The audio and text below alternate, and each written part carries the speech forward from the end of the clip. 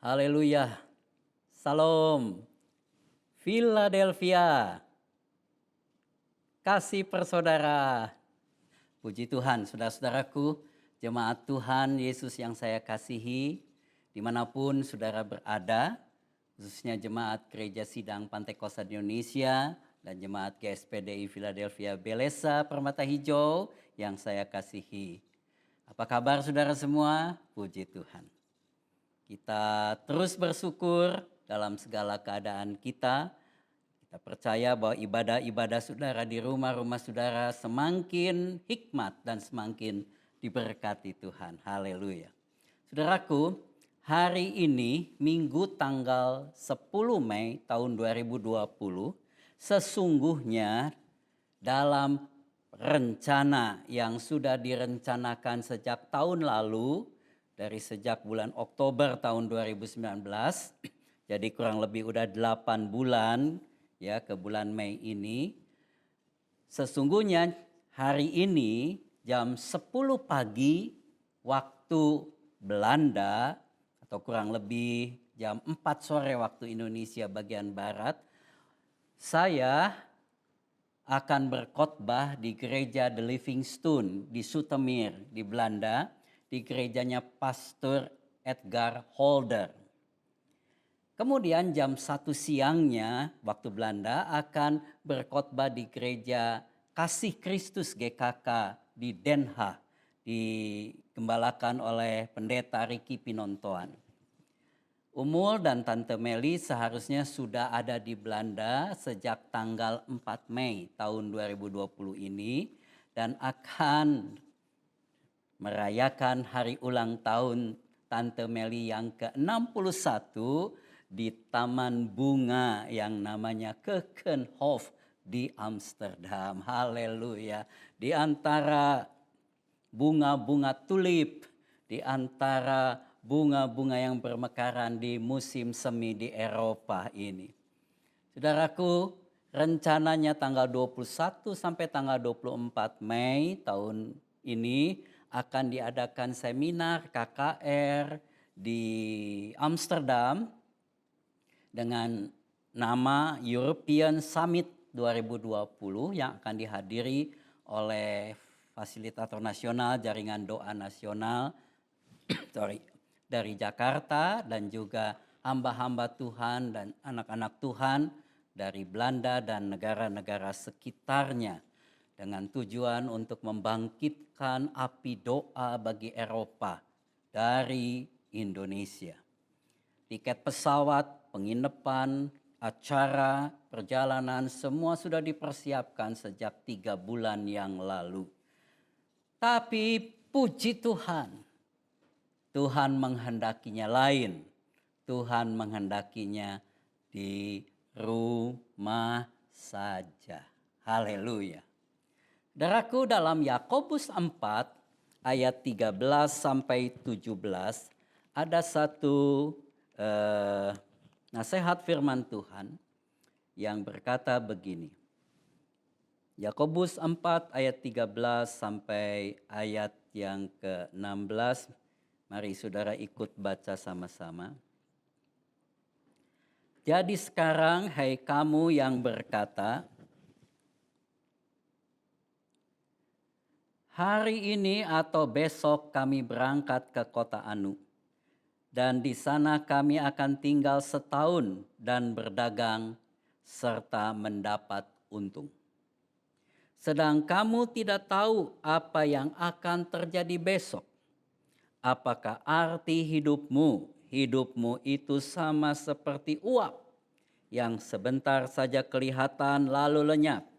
Sebenarnya kamu harus berkata, jika Tuhan menghendakinya, kami akan hidup dan berbuat ini dan itu. Tetapi sekarang kamu memegahkan diri dalam congkakmu, dan semua kemegahan yang demikian adalah salah. Saudaraku, bahkan ayat 17-nya katakan, dan jika seseorang tahu bagaimana ia harus berbuat baik, tetapi ia tidak melakukannya, ia berdosa. Ayat 15 dalam terjemahan bahasa Indonesia bagian bahasa Indonesia lama, dia berkata begini, melainkan patutlah kamu berkata, insya Allah kita akan hidup membuat ini atau itu. Dulu saya agak jengah dengan istilah insya Allah. Bukan saja terasa asing di telinga kita, istilah itu seakan-akan menggambarkan iman kita yang ragu-ragu, kurang yakin dalam mengimani sesuatu rencana, sesuatu planning, sesuatu kerinduan, sesuatu apa yang kita ingin lakukan di depan. Kita seakan-akan ragu bahwa ada penyertaan, janji, pemeliharaan Tuhan dalam kehidupan ini. Tetapi benarkah demikian saudara-saudara? Insya Allah yang sederhana berarti dalam terjemahan bahasa Indonesia sekarang, jika Tuhan mengkehendakinya. Yakobus 4 ayat 13 sampai 17 tadi, perikop dalam Alkitab kita disebutkan jangan melupakan Tuhan dalam perencanaan. Ya, perikopnya dikatakan jangan melupakan Tuhan dalam perencanaan.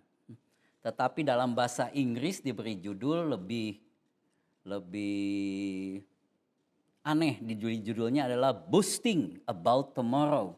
Artinya membual tentang hari esok.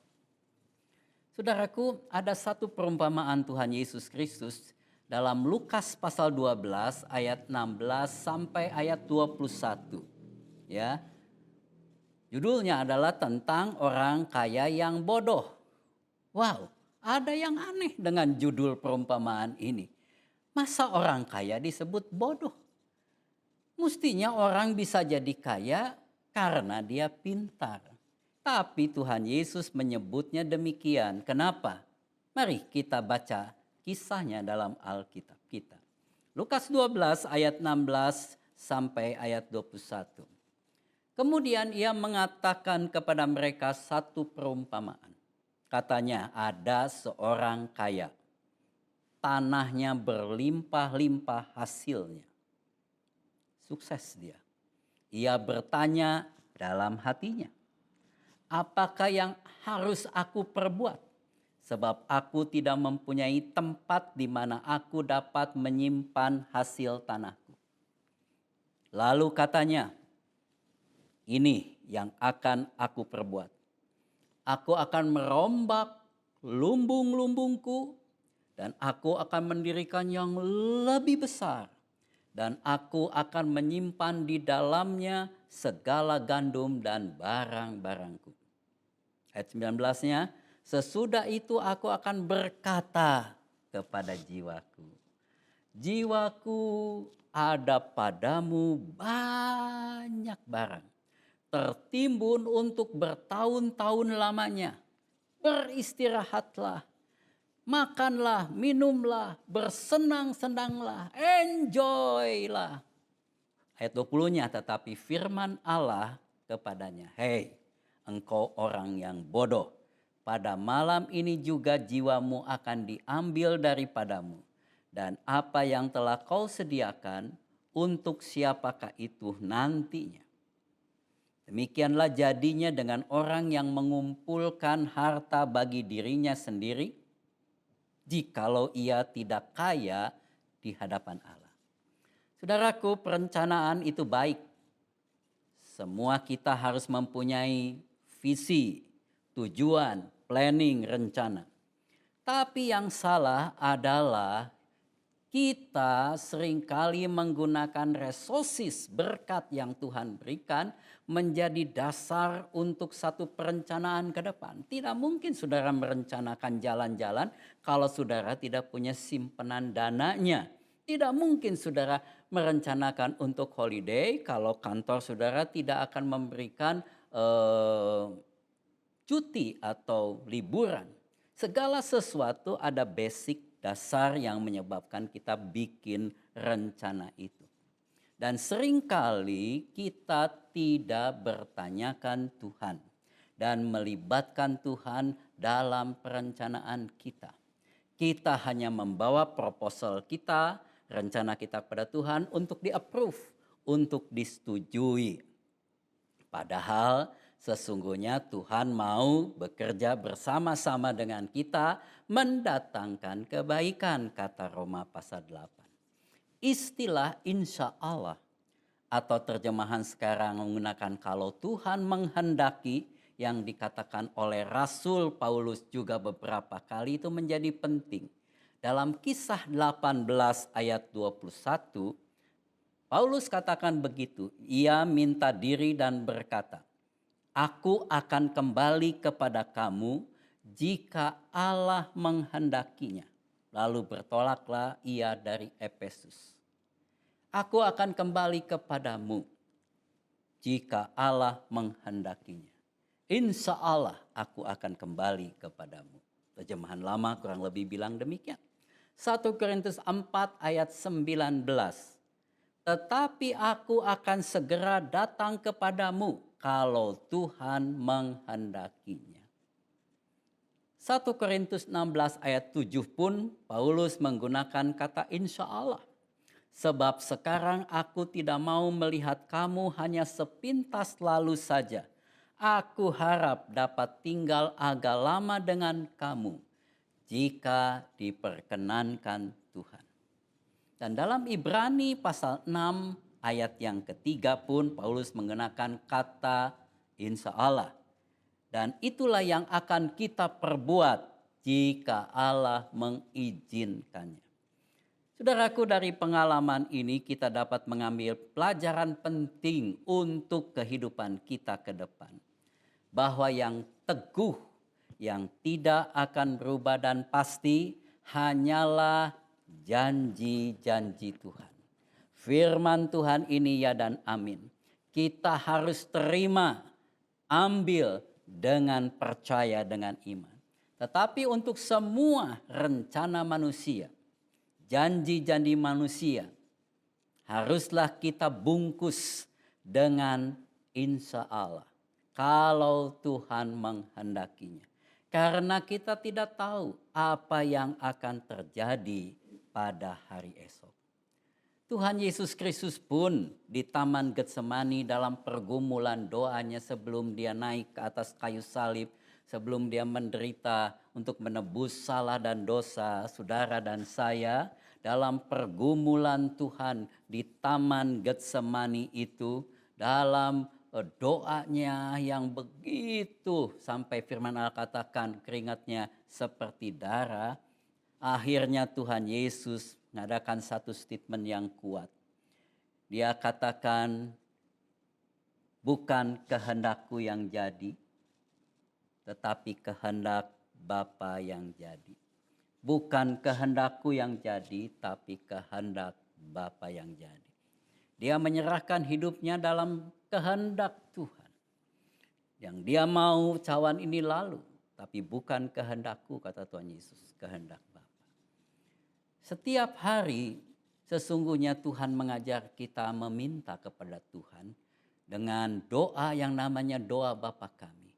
Dan salah satu yang kuat di dalam doa Bapa kami yang harusnya menjadi perenungan kita setiap pagi, setiap saat adalah kata-kata, jadilah kehendakmu di bumi seperti di surga.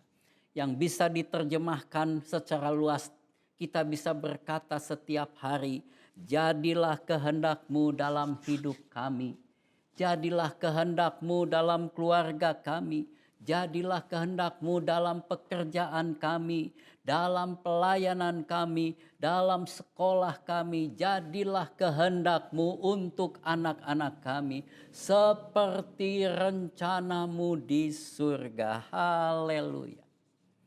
Kita percaya ada rencana Tuhan bagi setiap kita di surga. Dan rencana Tuhan itu adalah rencana yang sempurna. Saudaraku, akhirnya saudara-saudara, ungkapan insya Allah yang seringkali saya bilang insya Yesus adalah suatu ungkapan bukan asal kita ngomong saja, tetapi harus didasarkan beberapa hal ini. Ada 5 hal yang harus menjadi pengertian dalam, yang menjadi dasar, yang menjadi pengertian apa yang akan kita rencanakan ke depan. Yang pertama, kita harus ucapkan insya Allah, insya Yesus. Biar kehendak Tuhan yang jadi itu dengan kerendahan hati kita. Bukan dengan gagah kuat.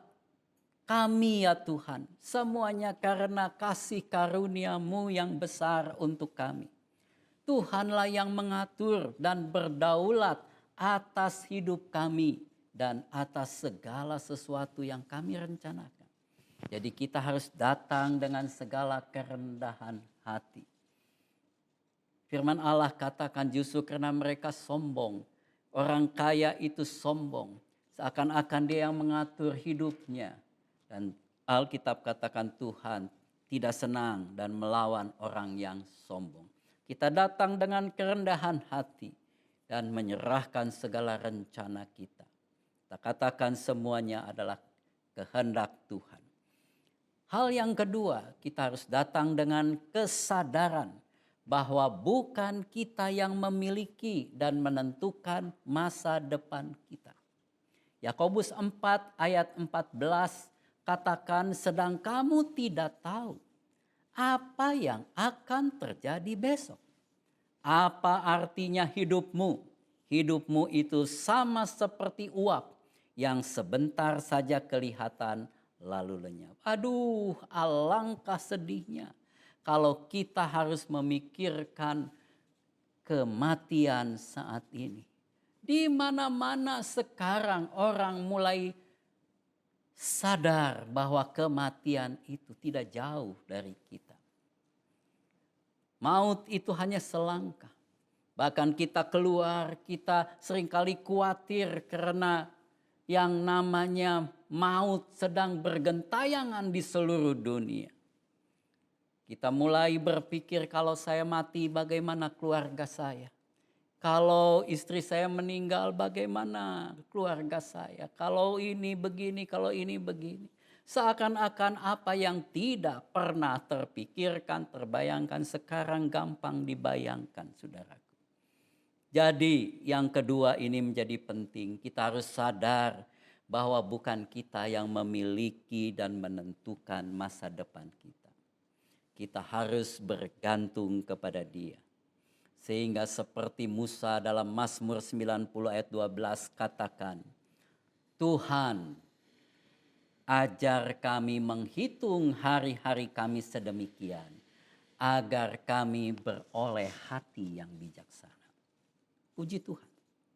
Yang ketiga, kita harus menyerahkan masa depan kita dengan mengucap insya Yesus, insya Allah, dengan pengertian bahwa belum tentu rencana kita, planning kita, keinginan kita sesuai dengan rencana Tuhan, keinginan Tuhan.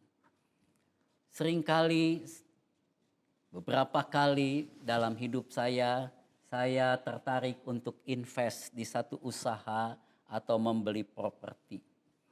Tetapi kalau saya ingat-ingat sekarang, semuanya dilakukan tanpa sungguh-sungguh bertanyakan Tuhan. Karena ada salesman yang jago menawarkan, ada teman atau keluarga yang menawarkan, ya, dan saya tertarik karena ada berkat Tuhan yang bisa diinvestasikan. Dan mulai ada mimpi-mimpi dan perenungan dan sesuatu yang muncul dari pikiran kita. Kalau ini berhasil berlipat kali ganda, maka saya akan bagi kepada hamba-hamba Tuhan. Saya akan ajak aktivis gereja jalan-jalan ke luar negeri. Kalau ini untung, saya akan begini dan begitu dan begini dan begitu. Saudaraku, dalam pengalaman hidup saya, segala rencana yang kadang-kadang indah, yang kadang-kadang ini bagus untuk pekerjaan Tuhan, ini bagus untuk pelayanan, ternyata bukan rencana Tuhan. Tuhan tidak menghendaki demikian dalam hidup saya. Buktinya hampir seluruh investasi dalam hidup saya dari muda sampai sekarang bukannya untung tapi buntung, kata orang tua zaman dulu, artinya tidak berhasil. Saudaraku, kita harus mengerti bahwa semua rencana ke depan belum tentu sesuai dengan rencananya. Yang keempat, pengertian yang keempat, kita perlu dengan kerendahan hati memberi tempat, memberi ruang untuk Tuhan mengubah dan meluruskan langkah-langkah kita ke depan. Karena kita harus menyadari keterbatasan kita di hadapan kemahakuasaan dan kemahatauan Tuhan. Supaya akhirnya kita tidak kecewa. Seringkali kita ingin memaksakan kehendak kita.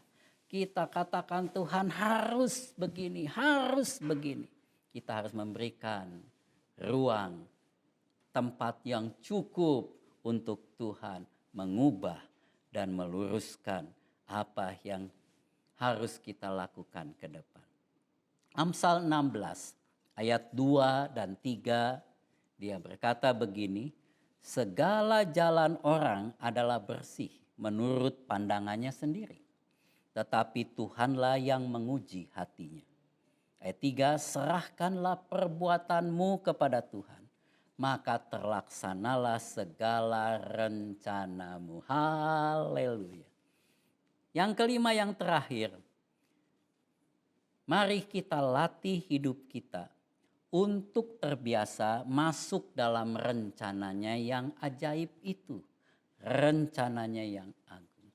Dengan selalu mengatakan biar kehendakmu yang jadi, kita belajar untuk masuk dalam rencana Tuhan. Yeremia 29 ayat 11 katakan, sebab aku ini mengetahui rancangan-rancangan apa yang ada padaku, kata Tuhan, mengenai kamu.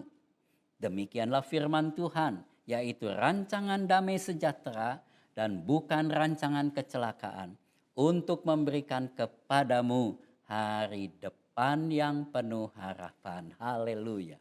Semua rencana Tuhan membawa kita kepada masa depan yang penuh harapan di dalam damai sejahtera dan keselamatan yang diberikannya.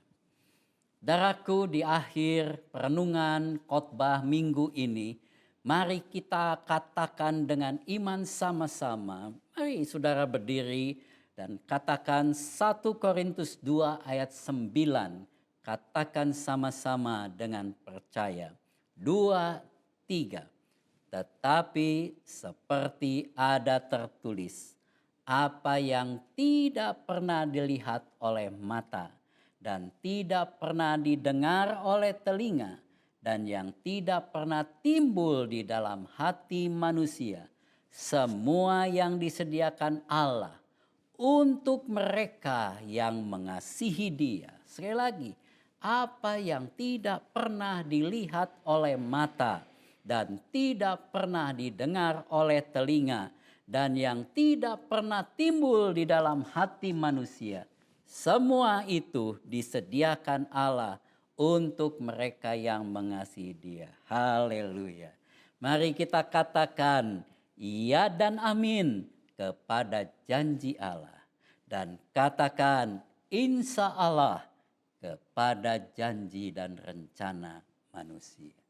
Tuhan memberkati saudara semua, dan kiranya tahun 2020 di tengah-tengah ketidakpastian hidup ini, kita katakan insya Allah Tuhan memberikan kepada kita semua masa depan yang penuh harapan dan berkat-berkat yang tidak pernah kita pikirkan. Tuhan buka jalan bagi saudara yang sekarang tertutup jalannya, yang saudara yang mengalami PHK, yang mungkin gajinya dikurangi, yang mungkin pekerjaannya sekarang sudah tidak ada. insya Allah janji Tuhan kepada saudara, Dia akan memelihara kita. Burung di udara dipelihara. Pegang dengan iman janji Tuhan ini dan taruh itu dalam hatimu. Karena janjinya adalah iya dan amin. Terima kasih, Tuhan memberkati kita semua. Saya ingin kita menyanyikan satu nyanyian bersama-sama. Sebelum kita akan berdoa bersama-sama. Tiap langkahku diatur oleh Tuhan.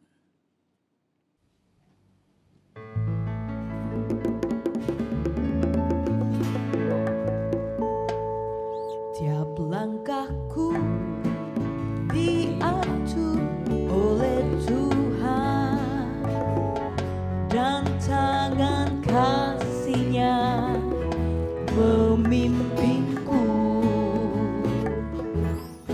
Di tengah badai dunia menakutkan, hatiku tetap tenang teduh. Tiap langkahku, ku tahu Tuhan yang pimpin ke tempat tinggiku, dihantarnya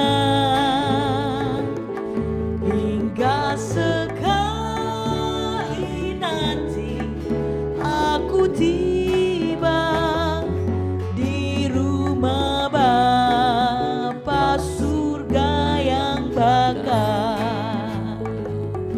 di rumah Bapa surga yang bakal, di rumah Bapa surga yang bakal. Mari kita tundukkan kepala. Bapa di surga, terima kasih pada hari Minggu ini, hari Sabatnya Tuhan, kami boleh beribadah kepadamu. Tuhan menilik dan melihat saudara-saudara kami di rumah mereka masing-masing, dimanapun mereka berada, sedang tunduk merendahkan diri di hadapan Tuhan dan berdoa, menyerahkan rencana dan masa depan kami di dalam rencana-Mu yang agung. Kami percaya bukan dengan gagah dan kuat kami kalau kami dapat melakukan sesuatu, tetapi semuanya adalah karena kemurahan Tuhan yang besar.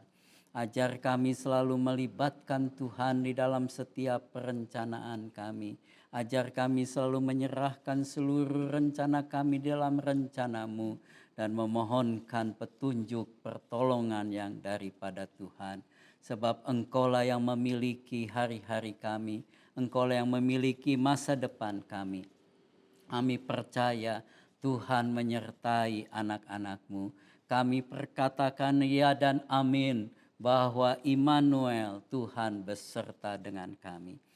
Terima kasih Bapa di surga, penyertaan-Mu bagi seluruh jemaat Tuhan dimanapun mereka berada, di dalam pertolongan dan perlindungan Tuhan, di tengah-tengah keadaan yang masih belum menentu. Kami percaya Tuhan tidak pernah membiarkan dan meninggalkan kami. Diberkati dengan kecukupan jasmani dan rohani, dibukakan jalan, dijauhkan dari sakit penyakit, dijauhkan dari kecelakaan, dijauhkan dari hal-hal yang jahat. Biarlah seluruh anak-anak-Mu, jemaat-Mu boleh ada dalam perlindungan kasih karunia Tuhan. Kami berdoa buat bangsa dan negara kami. Tuhan berikan selalu kekuatan, kesehatan, hikmat kepada Bapak Presiden, bagi seluruh jajarannya diberikan kesehatian untuk mengadakan banyak kebijaksanaan dalam mengatasi situasi yang disebabkan karena COVID-19 ini. Dan kami berdoa kiranya keamanan bagi bangsa kami, kecukupan sandang dan pangan bagi seluruh rakyat kami di tengah-tengah gelombang PHK, gelombang ketidakpastian pekerjaan. Kami percaya ini tidak akan lama. Tuhan akan bangkitkan, Tuhan akan tolong sehingga kami boleh keluar dari gelombang dan badai yang sedang menerpa. Terima kasih Tuhan Yesus, terima kasih buat pertolongan-Mu. Kami mengucap syukur dan berterima kasih di dalam nama Tuhan Yesus Kristus. Haleluya. Kami memuji kebesaran-Mu. Ajaib Tuhan, ajaib Tuhan.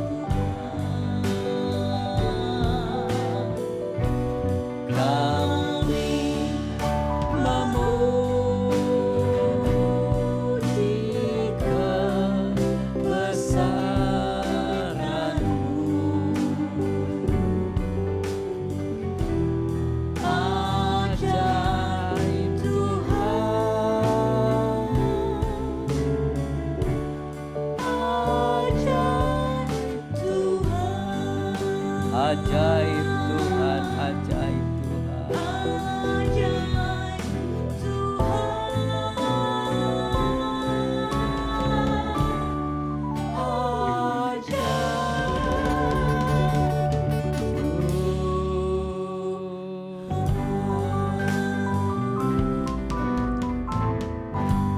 Angkat tangan iman saudara, saudara-saudaraku yang kekasih dimanapun saudara berada. Terimalah dengan iman berkat anugerah dari Bapa di surga, kasih sayang Tuhan kita Yesus Kristus, persekutuan dengan Roh Kudus menjadi milik kepunyaan kita semua, mulai hari ini sampai Maranatha, sampai Tuhan Yesus datang kembali sampai selama-lamanya.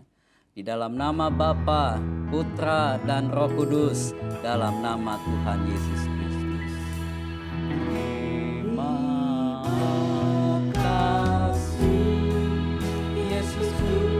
Terima kasih Yesusku, puji syukur hanya bagi Tuhanku.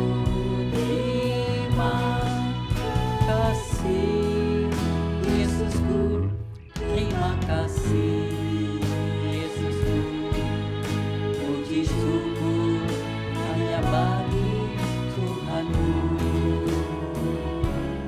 Puji syukur hanya bagi Tuhanku. Puji syukur hanya bagi Tuhanku.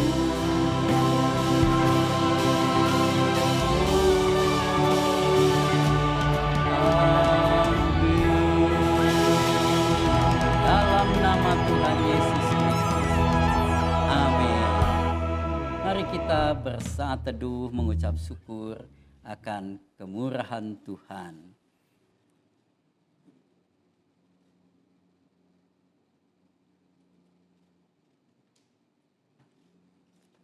Puji Tuhan, Tuhan memberkati sampai kita ketemu dalam ibadah minggu depan. Dan juga jangan lupa hari Rabu dan Kamis kita ada ibadah doa, ada ibadah kesaksian dan firman. Terima kasih. Salam buat seluruh keluarga. Haleluya. Amin.